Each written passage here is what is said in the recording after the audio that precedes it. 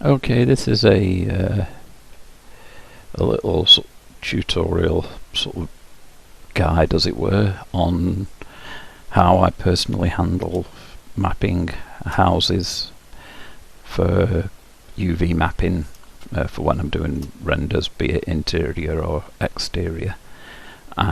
It's following on this thread in Blender Artists where Walking Cure was asking for help on sorting out his UVing, and I sort of roughly explained how I went about it, and so I thought I offered to do with this video, and if anybody else finds it useful, then that's great. I'll just hide that empty for now. Image reference. First things first, it might be a good idea to put the cursor back to the world origin, and then we'll snap that back to there. We'll just get ourselves a cube, and I'm going to GZ1 so it's on there, and then I'll just use the item transform. So height 2.69, it's roughly the height of a room, I think. And then we'll have an 8x6, I think, which is a big room. It's more suited to a house, as it were, and just apply the scale. You always do that just in case anything goes on. So this could represent either an external view or an internal view. I'll just move a copy of it over here. So let's talk external first. So he had some holes representing windows and that. Myriads of ways of going about this. You can use booleans, or you can just cut into the geometry with loop cuts. So like if I want a door here, say, I'm going to put a loop cut there, then control bevel that edge to create a door, then a loop cut there to represent the top of the door, and then say we want a window here, so we do that, control bevel out like that, and then put another loop cut there for that.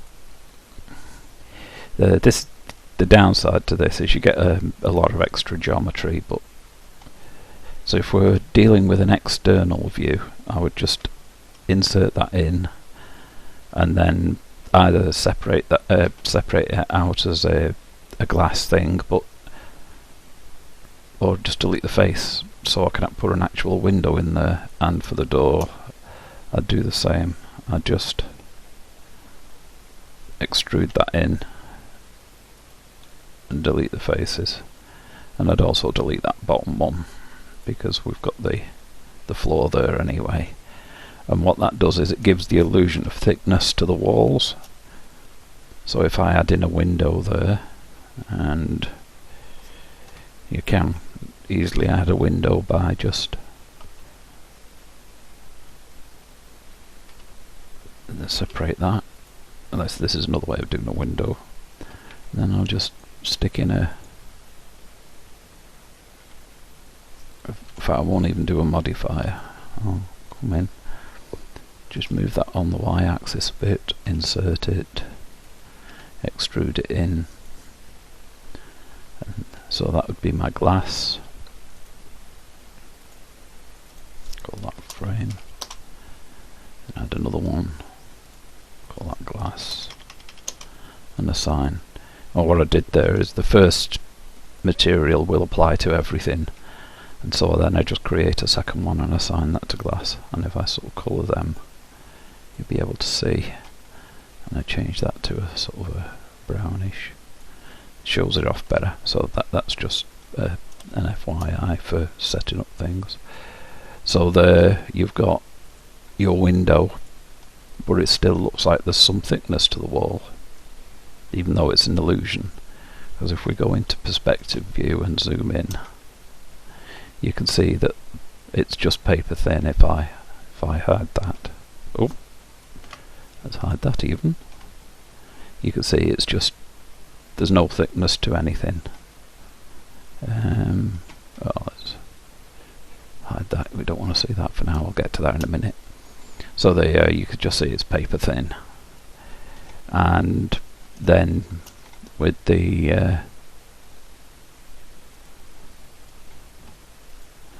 you can just stick a roof on it or something, you know. Select them. Instant roof sort of thing. So that would be for an external shot. You'd have a door in there. In an internal shot, you'd basically just flip everything the other way. So if we sort of take this and we had to do a similar thing, we'll add a door, control bevel, like this. I would just zoom that in, and I would just extrude it outwards. Now obviously because I'm extruding out, I keep that face. And you can either bevel the edges or you can just add another one where you want it. Like that. Extrude that out. And then if I go inside, hold on, let me zoom in into that so I've got something to work with. You can see that it has the illusion the other way around of there being a wall thickness going to the outside, so you can set up your windows and that again, and you've got the same sort of thing. Now when it comes to UVs, I'd separate it logically.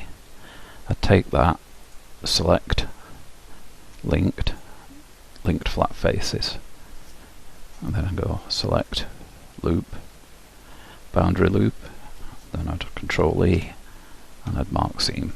Now I have those three things set to shortcut keys, so if I do that, control shift alt F, then I'd have mine shift tilde to boundary loop, and then there, so you can see how quick that was. And then in terms of these, it depends how you want to do it. If you want everything to have the same layout, the same material rather than having to put seams everywhere and try and line them up, then I just put seams where I think it'll help it not stretch, like places like this for example. Make sure they've got a seam, and the same round there. I'll select edge ring,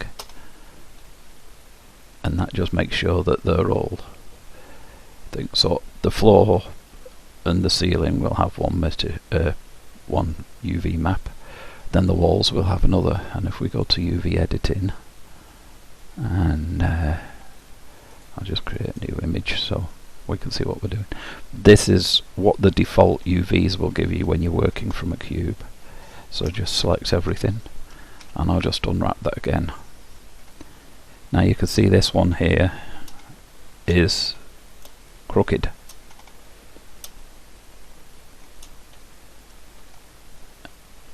So that's not very good. Now what you can do is you can try selecting everything, and then if you've got something like text tools,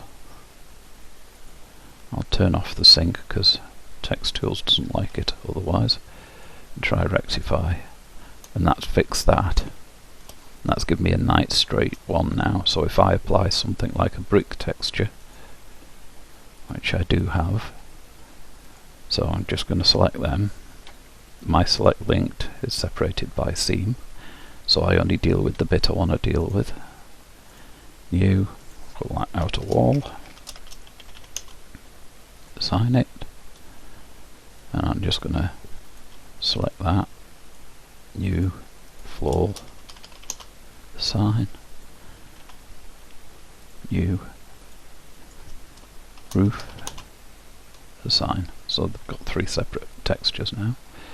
So let's go into shading,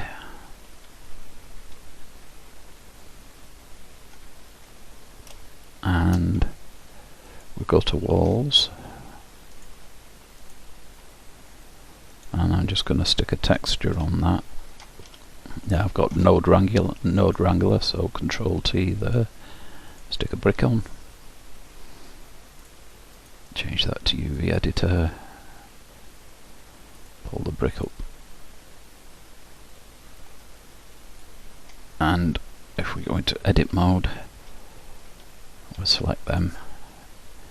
you can see it's the wrong way around, so we're just going to R90. Now the only thing you've got to be careful of here is if you're exporting to games. I mean, you'd bake the textures in the end anyway, but you have to stay in this region, so you do your mapping with this. So if we say scale of 10, that looks a bit more like, while keeping it inside the building. So we'll call that good for the walls, ceiling, floor, and for textures, there's lots of CCO sites where you can get PBR textures. Oh, that's a plan, so more of that later. So you can sort of choose something like choose a floor, and you can download tons and tons of them, really useful, or use the inbuilt Blender kit add-on to sort of set up your textures if you want. I also have some external textures. I'll do a wood floor, so we'll just select that. I'll do. Now that's quite a mess, and all I'm going to do now is deselect everything, make sure I'm in face mode, select the floor, and I'm actually going to go in orthographic view. I'll go in wireframe so we can see what we're doing, and I'm going to project from view like that. So if we slip back to that, and I'm going to scale that. And again, if you've got text tools or something, you can UV layout, fill, and then adjust your scaling accordingly.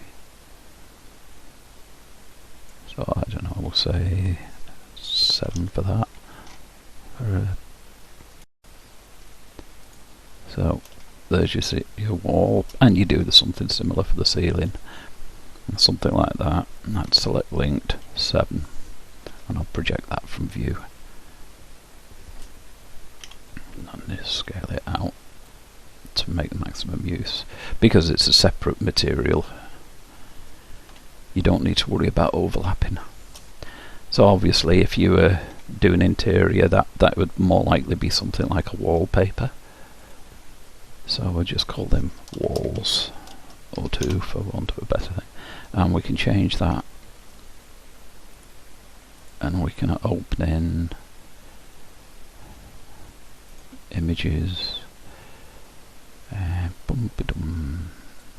archivers, interiors, no it's not, interior decor, wallpaper, and there, and that would make more sense for an interior, and maybe scale that up to 16, or maybe even 25, like that for your interior walls.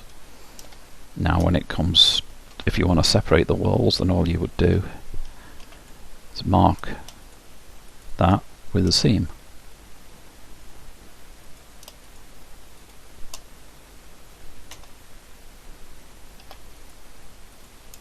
You select them, and again I'd do the same, the orthographic view, unwrap, project from view, and add in it new feature wall, the sign, Control T, and open up a different wallpaper like that one, R90, again make that fit. Now that's stretched, so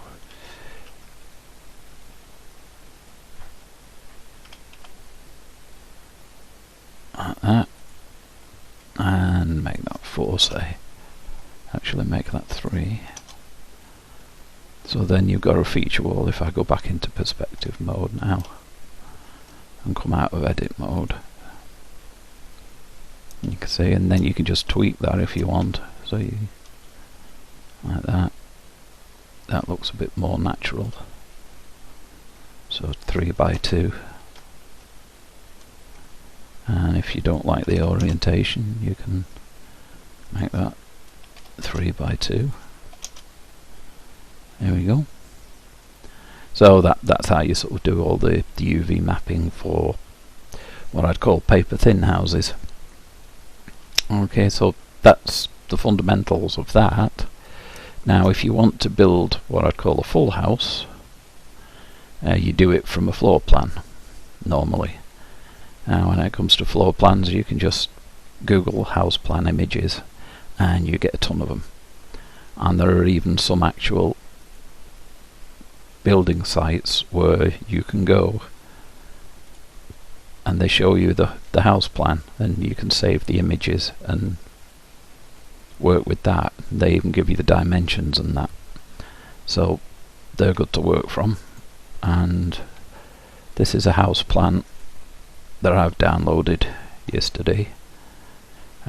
This doesn't give you dimensions, this just gives you square footage, which isn't that helpful when you're building to scale. So what I've done is I've created a cube which is the size of a typical door including the frame in the UK where I live.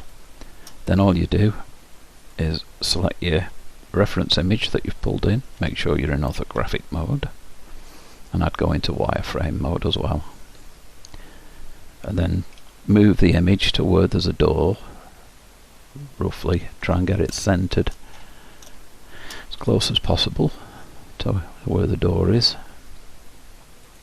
and then just scale the image.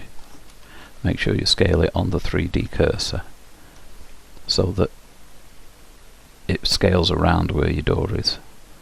So that's my door frame, and I just line it up roughly. So I now know that's roughly the size of the house, and then I'll just turn off selectable for the plan so I can't accidentally reselect it. And then we need to build the walls. So building the walls, the easiest way to do it is to start with a plane. Move it somewhere, scale it, take it back to medium point, scale it down. I sort of line it up roughly, and this is guesswork. I mean, you could actually go and Google the size of a standard wall. So it says 2.61. So I'm going to go with 2.6, nice round number, 0.26 rather, and I apply my scale, and that's going to be my bit thick wall size. Then, because you know it's 0.26, I can move that along the X to there, and then I can EX 0.26, and that guarantees that it's the size of the wall. And if they're slightly out, just select those two and line them back up again. Move that to there. Now let's try EX 0.13 minus. I'm just assuming that that wall is half as thick as the outer wall, and it appears to be. Then just EX, Shift EX, EX. Now that wall again appears to be half the size of 1.3, so I'll do EX 0.13 minus, and then I'll just do a divide by 2 there, and that does look like that's roughly right, and EX. So what you can do is go up here, edge length, so 0.065 we know is the small wall. So Shift the X, and then you just repeat this. EX 0.13 minus,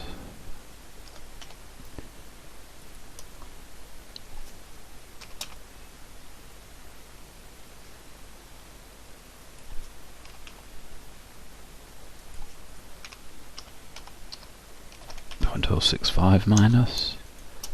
Just move that along a bit. And just basically carrying on this now all the way around. EX 0.065 minus, lining it up as close as I can. Alright, so that's EX 0.26 minus, EY 0.065,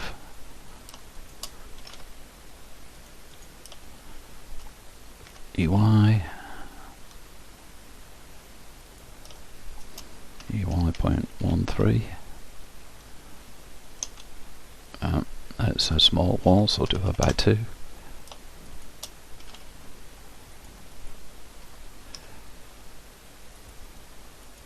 There we go, EX. Now this one you've got to be careful because you've got a thick wall and a thin wall. So I do EX 0.26. So it's not actually 2.6 wide, so let's try divide by 2.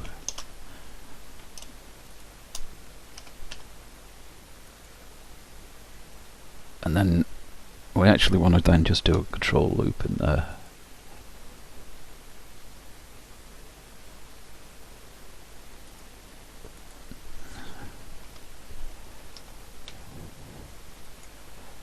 And that.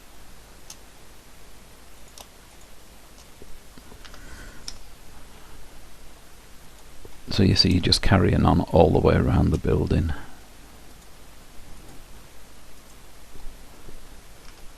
Do the same thing.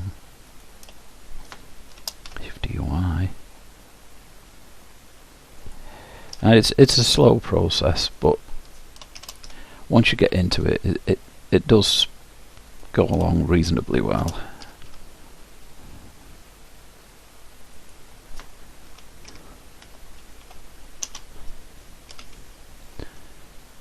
I say, and then you get used to the size of the walls, so you can do it quicker. I'm just going to go up to this bit. I won't do the whole thing because that you'd just be sat there watching me do this, which wouldn't be very good. So EY 0.26 EX there. We'll go up to the EX 0.13 minus EX. That'll do. Right, so there's our layout as we have it. Select everything, just extrude on the Z, and I move it up to there. I've got my snap on there, so I'm going to snap to the top of the jaw frame, right, and then extrude that on the Z again, and I'm going to set that to about 2.69.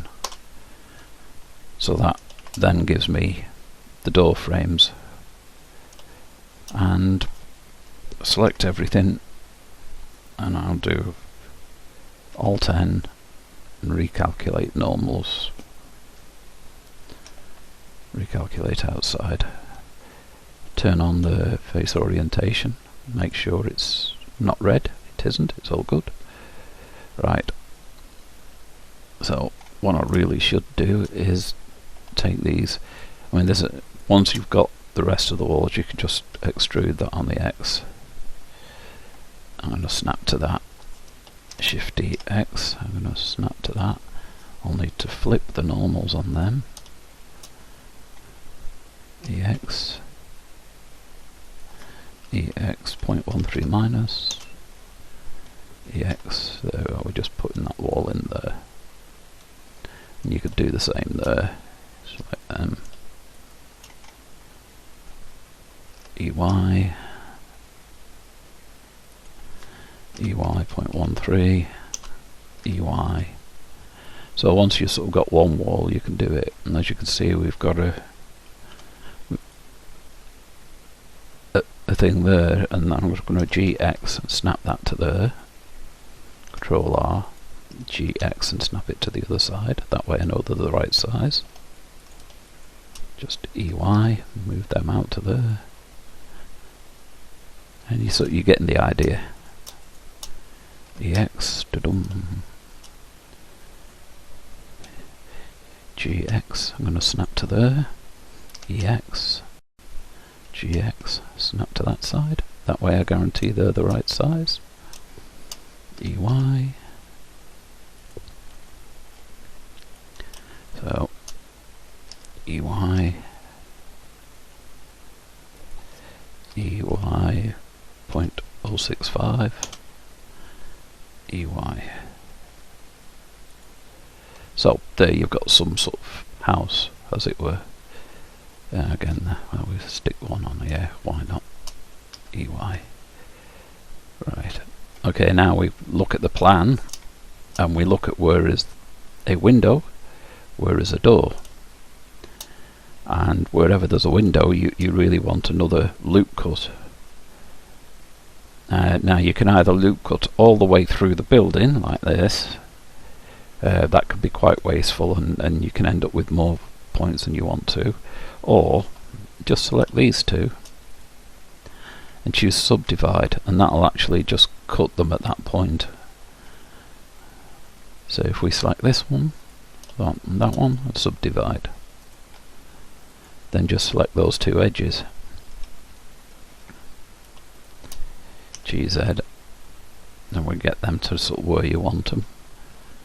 So yeah, we call it 0.85 off the floor. Select those two faces and bridge faces, and then do that at the top where the window ends. Do it where your door frames are as well.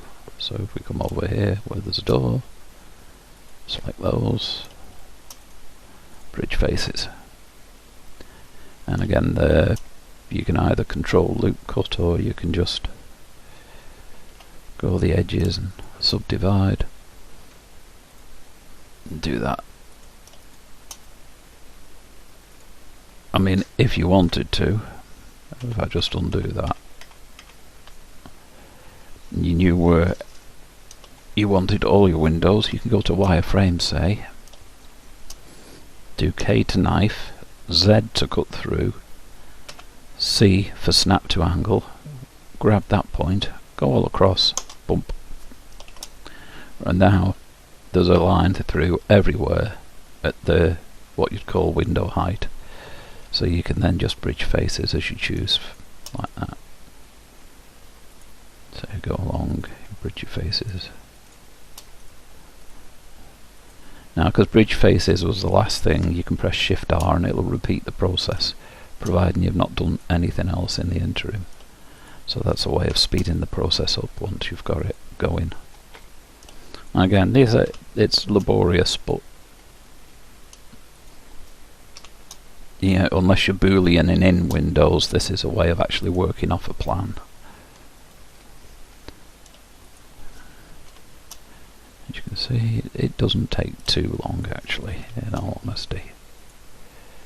So we'll leave it at that for now in terms of that. Obviously you just carry on with the rest of the building. Now the one thing I do tend to do, I will select that, and then I will select with Shift G coplanar, and I'll get rid of those faces because we never seen them.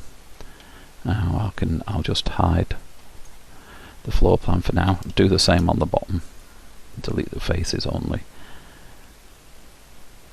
So that means now that we can select these, and I'm selecting linked flat faces, which you can see is Shift Control Alt L.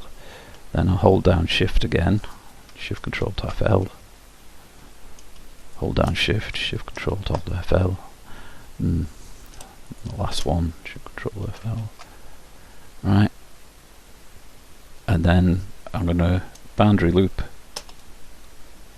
and that's basically separated the outer walls now.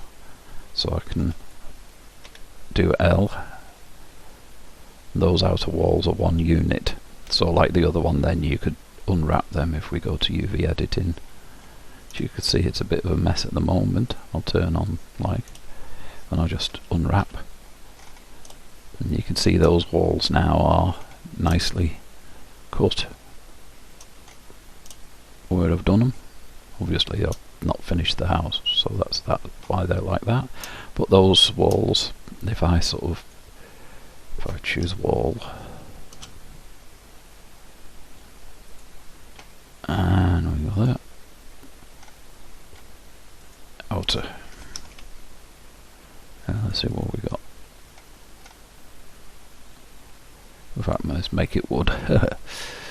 There you go. But you can see now that's all you mapped. And then you just look at the rooms basically. If we put the empty back up so we can see it, and I would tend to mark the rooms off based on the door frames, because you wouldn't normally see the door frames. You wouldn't tend to see internal door frames, so I would tend to apply, if we just bridge those two faces, and I'll show you what I mean, and delete that face, I would tend to just select them, boundary loop and cut, and then I would tend to apply seams where it was logical. So I could maybe do that and assume that the other three walls are the same, and again the same on the windows. If we bridge those windows so we can show you what you're doing, and as you can see from this, it's always wise to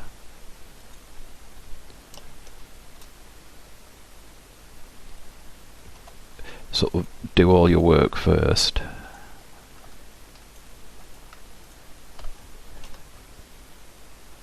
Right, I'm just gonna seam there, and I'll put one seam there so that cuts out nicely. Don't need to worry with the door because it doesn't go all the way around, but in windows you want somewhere for it to unwrap. So if I select them based on seam and that, and unwrap, you can see that that's done that. So select that, as you can see that's there. I'll just select everything and Control A, which is my average island scale, so that the UV and unwrapping I've done is all equivalent. And then you would just assign your walls based on that. So, you know, and name them accordingly. So like if we select that, say, new material, call it laundry, if I could spell, and assign it, and then go around, do the rest. Like the living room, for example, you might choose to actually have this wall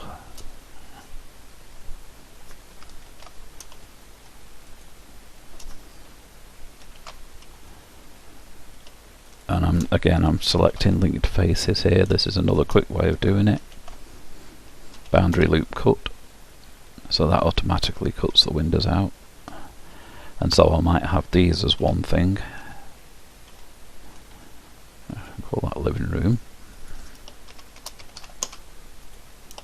but I might have these walls as the kitchen.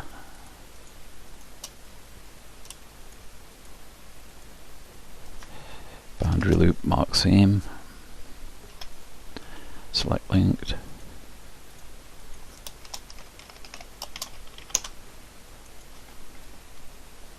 now if I unwrap that now, I mean that's the bit I haven't unwrapped basically,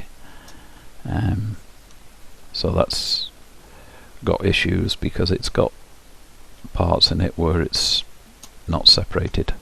So like for example, if I do these, bump, and we'll do around here as well,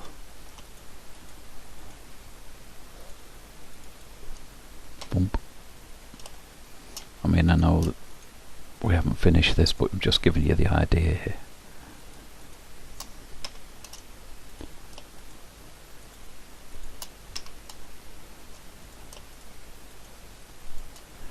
And again, I'm just marking what I would call logical places, because these are where the rooms basically end. So if we try that, there we are, that's a bit better. Still a bit that's crooked there, which is that one.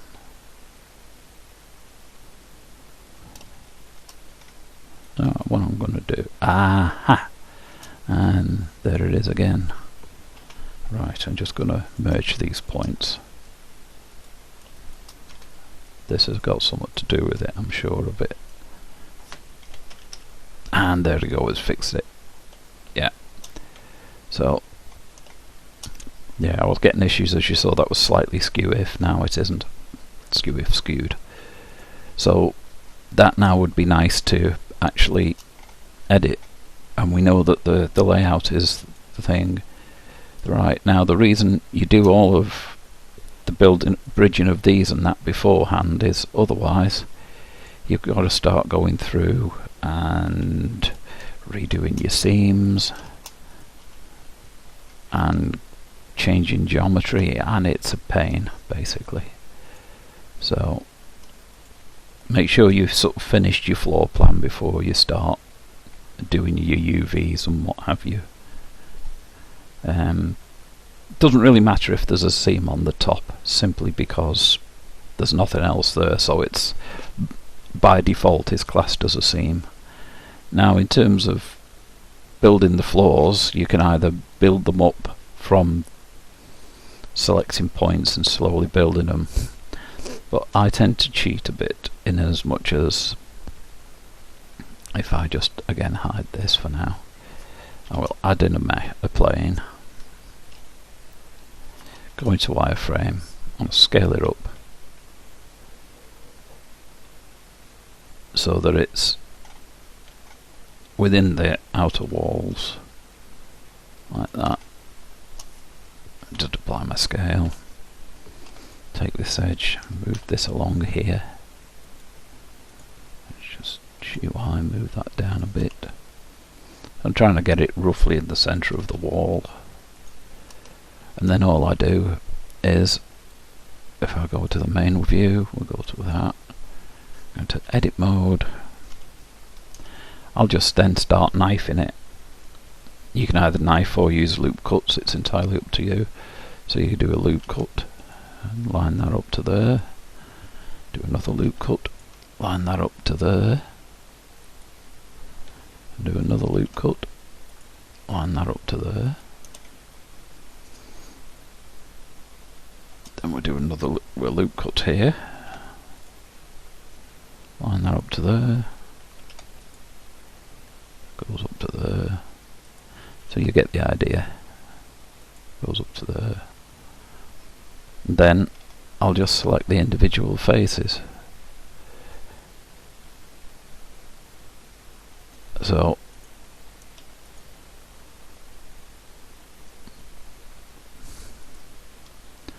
that would be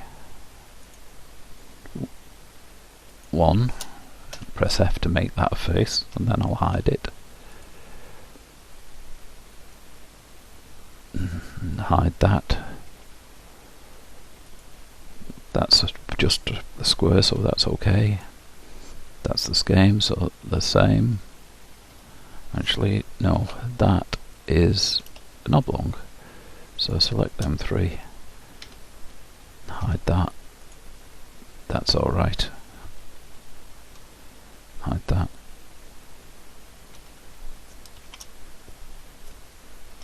So that you've got your rough floor plan then. In fact, join them 2 together as well. Now if you wanted to have a different, you would say, but wanted the carpet only to come up there or something like that, then all you do is just you use a knife, then just control, use K and C, go across and either cut it there or cut it straight across. It's entirely up to you. So that would be, say, your hall. Make that one. That's a hallway. That's the living room. That's the kitchen. And then if you want them as the roof, then all you simply do is duplicate it, GZ, snap it to the top, go inside and make sure that you flip the normals. So the floor and the ceiling. Right, so that's issues, so we'll recalculate the normals on that. So there we go, we can see now that we've got our things, and there's our door, I can hide that. There's the interior, and walls will be assigned different materials. Let's see if we can, I just feature wall.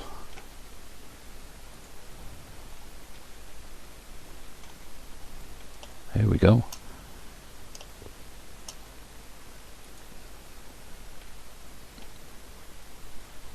And just go in and just assign the different rooms.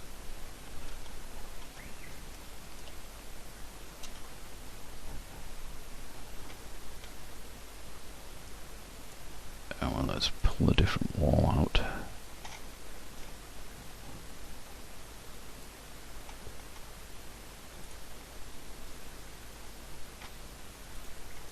There we go. So you can see you've got your what UV's done for this. Then you just sort of carry on, finish with the floor plan.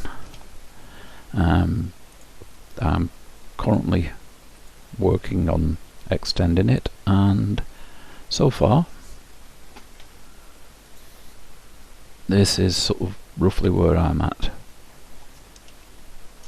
If we hide the roof, you can see where I've got each room's got its own material, which I've just set the colour accordingly so that you can see where each section is. So if I want to apply wallpaper to it, I know which walls are going to get that. So, and that just sort of allows you then to continue building the house. I hope you found it useful. Sorry for the bit of the rambling, but anyway, I do hope it was useful. And it's time for me to go and get something to eat, he says.